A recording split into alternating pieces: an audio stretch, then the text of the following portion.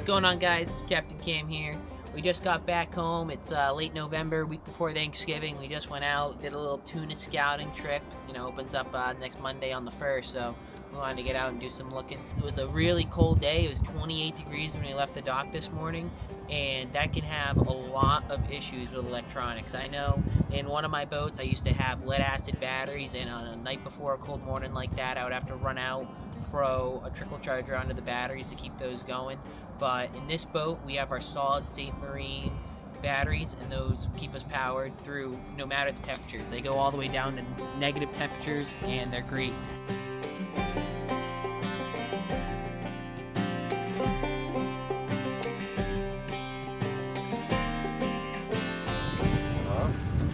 I said I don't want to be out here too long. This is going to get sloppy. It's only going to get worse.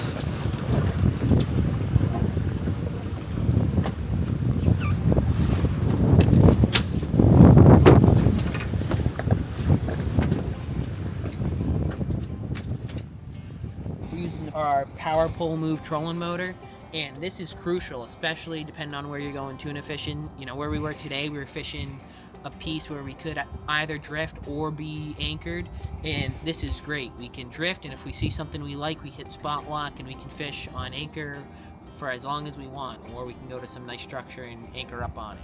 We're powering it with a 36 volt 120 amp hour solid state marine battery, and that battery can keep this thing going for I don't even know. See what this thing is. Oh, mackerel! Atlantic mackerel. Great with kimchi. Hey, look at the screen, Eric. I think we should just do a drift right here. I'll tell you a funny story. I was using this battery for maybe 10 charters. We were going to tog fishing, 10 charters in a row. And my power pole threw me an A2 code. I had no clue what it was. Turns out it was a low battery alarm. I thought my solid state marine was charging off of my engines, and it wasn't.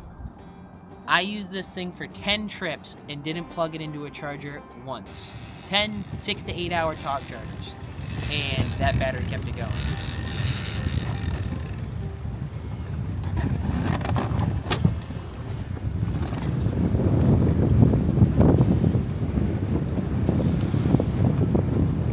Forward to the helm, you can see we got a lot of electronics. We got all sorts of toys on this boat. We got 2 Simrad 16-inch screens. We have the 4-foot Halo open array.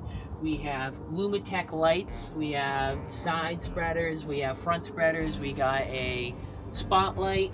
We have undergunnel lights, and we have 4 underwater lights, 2 on the stern and 2 mounted underneath on the running surface. Those are really probably one of my favorite parts of the boat. Those draw a ton of power, especially when we have all these electronics running at the same time.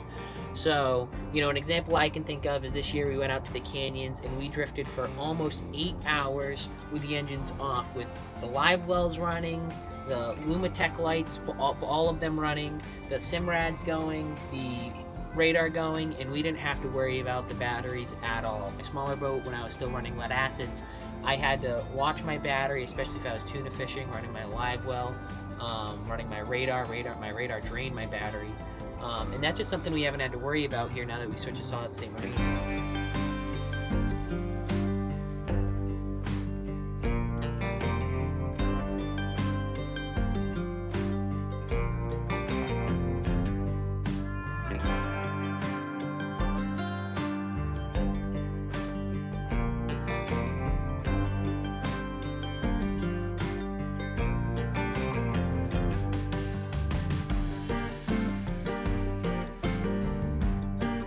One of the biggest takeaways we've noticed when we switched to solid state marines was the amount of space we save. Come right in here, we open up this hatch, and you can see our solid state marine 36 120 sitting right down there. And that is a 36 volt battery, 120 amp hours, and that's smaller than most lead acid dual purpose batteries. It's lighter and takes up less space, and that can keep that trolling motor going for many trips in a row. I found that out the hard way. Moral of the story is, as a hardcore commercial guy, we're putting in 10, 12, 14 hour days on the water, multiple days in a row, sometimes weeks in a row. And these solid state marines really do have the power to keep us going and not have to worry about electrical issues, you know, running hard and draining our power. And I think that's something that's really helped with my peace of mind, especially this time of year, going out, it's cold, draining batteries, and these batteries are plugging away and keeping us out there. So I think not only are they performance just great, but I think when it comes down to safety, there's second to none.